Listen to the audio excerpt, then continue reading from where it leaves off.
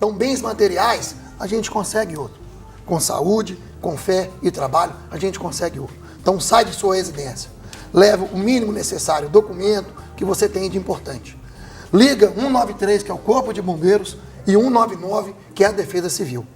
O bombeiro, nós temos ocorrências de perigo de desabamento e temos ocorrências de desabamento. Então, vai ocorrer o perigo de desabamento. Vai a uma guarnição, faz a vistoria e, a partir dali, sendo necessário, se for mais complexo, solicita o pessoal da Defesa Civil, porque nós não somos engenheiros, nós não temos o curso especializado dessa forma. Então, solicitamos a Defesa Civil para que eles, com os engenheiros, façam a análise definitiva. A princípio é sair daquele local de risco. O sargento está aqui nos ajudando na questão de prevenções. Então, vale ressaltar e vale dar muito valor ao que ele está falando, a importância, porque nada justifica um erro que você começou. Ou seja, o lixo indevido, ele vai ocasionar um dano para você mesmo. Você entupir um bueiro porque você simplesmente descartou a PET de 2 litros que você tomou lá no chão, vai ocasionar dano para você também. Outra coisa, a gente sabe que existem pessoas que não têm, às vezes, uma condição financeira de adquirir um imóvel, mas você não pode colocar a sua vida em risco construindo o seu imóvel de qualquer forma numa área de risco. Ninguém aqui do De Tudo Um Pouco, nós não estamos aqui apenas cobrando por parte do governo uma melhoria num córrego que é a céu aberto, mas também nós estamos aqui olhando para a população e dizendo, não dá para colocar a sua casa em área de risco, porque, como bem disse o sargento, a sua vida é acima de tudo. Sargento, uma situação que é muito corriqueira, são pontos de alagamento também por toda a cidade, não só das áreas de risco, então a área de risco a gente já meio que se conscientizou, Luciano te fez a pergunta, então qualquer indício, qualquer rachadura, liga para o Corpo de Bombeiro, é melhor você pecar pelo excesso do que pela falta. Melhor chegar alguém lá e falar, não, isso aqui não precisa, não é nada, é só você chamar um pedreiro, tá tudo certo, tudo tranquilo, pelo menos você tá com um aval tranquilo do que você sofreu um desabamento. Mas existem a rua, que é onde existem os pontos de alagamento na cidade de Belo Horizonte, que ainda comparado com algumas grandes capitais não são tantos assim, mas são alguns riscos também. Eu queria que você falasse um pouco sobre esses pontos de alagamento. Era a minha pergunta. Eu ia perguntar nisso, porque a gente tem uns lugares que todo ano sempre tem problema. Francisco Sá, Cristiano Machado, Vilarinho, Bernardo Vasconcelos. Fala um pouquinho, se foram feitas políticas públicas para poder esses locais, nesse ano, não terem esse tipo de problema, não, quais os lugares evitáveis? Com relação a essa política, o que aconteceu, não tenho como te informar. Certo. O que a gente observa é que todo ano acontece. No meu ponto de vista, o que é o que ocorre? O leito do rio, ele tem um espaço delimitado pela natureza para que em caso de inundação não cause transtorno. O que é que o ser humano faz? Ele diminui o leito do rio para ele poder construir uma avenida, ou até fecha totalmente o rio. Mas a quantidade de água é a mesma, ou até maior. Não vai sumir, né? Não vai suportar. A tendência é ela ter que subir. Para algum lugar, a água vai sair pelos bueiros que ficaram abertos, ou pelo próprio rio que não foi fechado, mas ficou aberto, mas diminuiu aquele espaço que tinha o leito antigo. Resultado, vai inundar da mesma forma. O que a pessoa tem que ser feito?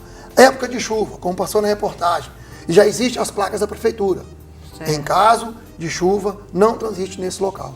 Que são os leitos dos rios, que é a Avenida Vilarinho, que é o Córrego do Onça, que é a Bernardo Vasconcelos, que vem a Avenida Sarandi, que era na Santa Terezinha. Então são leitos, são os rios que fizeram a canalização para poder fluir o trânsito. Eles pensaram no trânsito, nos carros, mas e as vidas, e as pessoas que moram em volta? Acaba inundando. Então nessa época, observa, está subindo muito mais rápido, saia de casa. Deixa o material lá, deixa o bem lá. Sai de casa com sua família para que você não corra risco.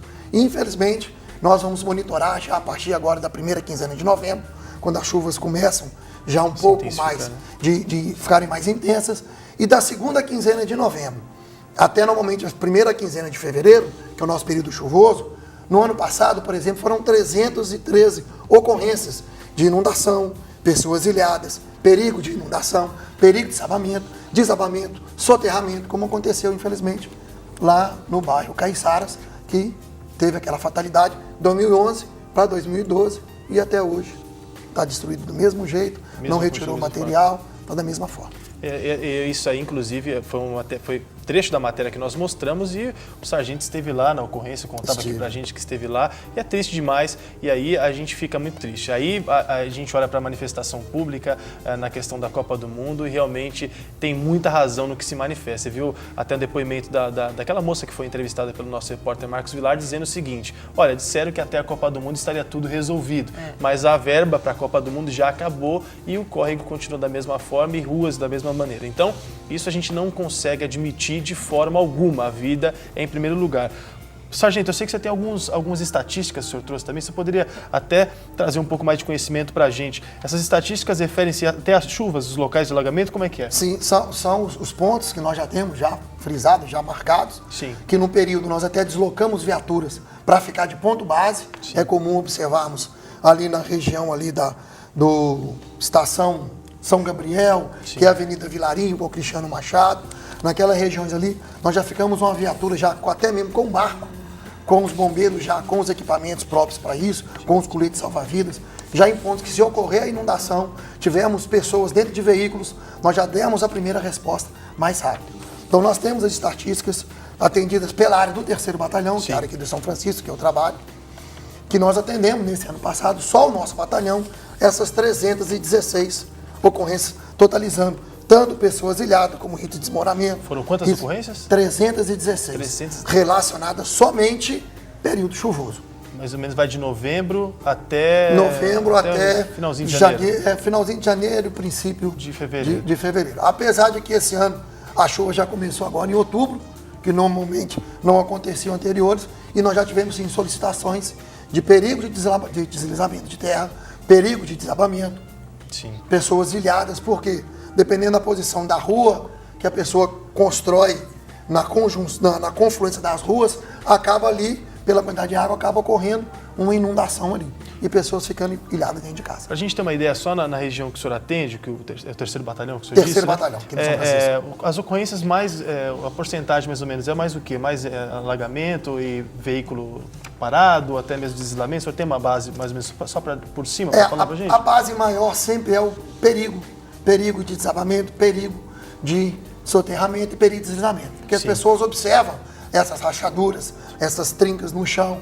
esse pouco deslizamento de terra que já ocorre, e elas já ligam na hora. Sim. Estão mais conscientes e ligam na hora, então a gente entra tudo na nossa estatística. Graças a Deus, o atendimento de perigo de desabamento é 8 vezes maior do que o próprio desabamento. Ou seja, a pessoa já preocupa, já liga e já não fica em casa. Às vezes ocorre o desabamento da residência, mas não tem ninguém em casa, porque saíram anterior, porque verificaram a situação do risco. Eu fiquei pensando também, tem uma coisa muito séria, que é a questão das árvores.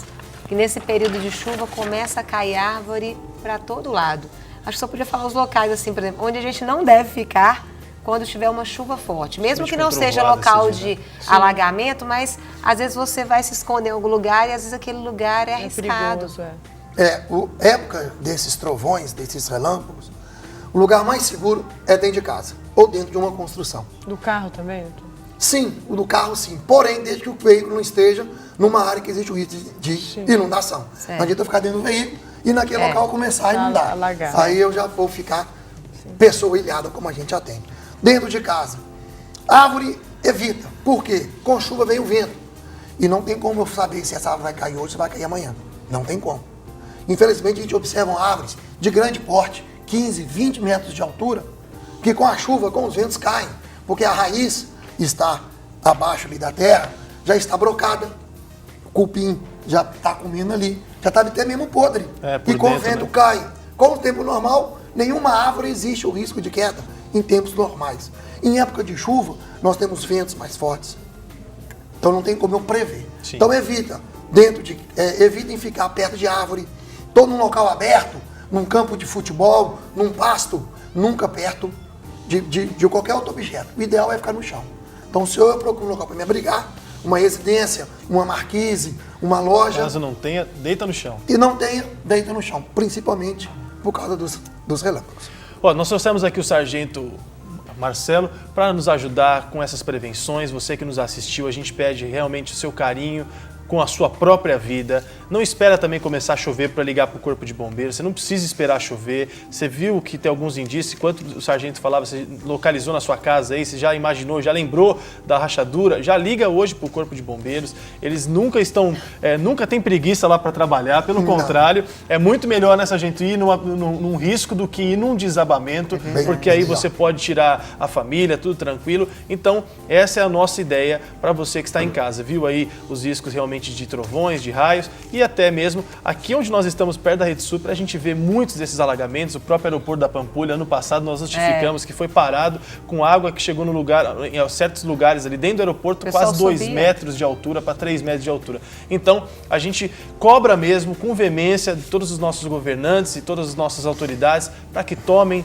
atitudes como aquela atitude que construiu o Mineirão rapidinho. Aquela reforma do Mineirão foi maravilhosa, né? Então, que toda a nossa cidade de Belo Horizonte, as demais cidades que nos assistem, principalmente São Paulo, Rio de Janeiro, Angra dos Reis, que tenha mesmo esse padrão FIFA, a gente ficaria muito feliz com tudo isso acontecendo. Bom, sargento, obrigado, e o Corpo de Bombeiros tem um parceiro que é o programa De Tudo Um Pouco e a gente daqui. Eu agradeço, só se me permite, qualquer dúvida, 193 Corpo de Bombeiros, 199 Defesa Civil. Liga, estamos aí 24 horas de serviço, toda uma equipe já treinada, já capacitada para dar essa primeira resposta.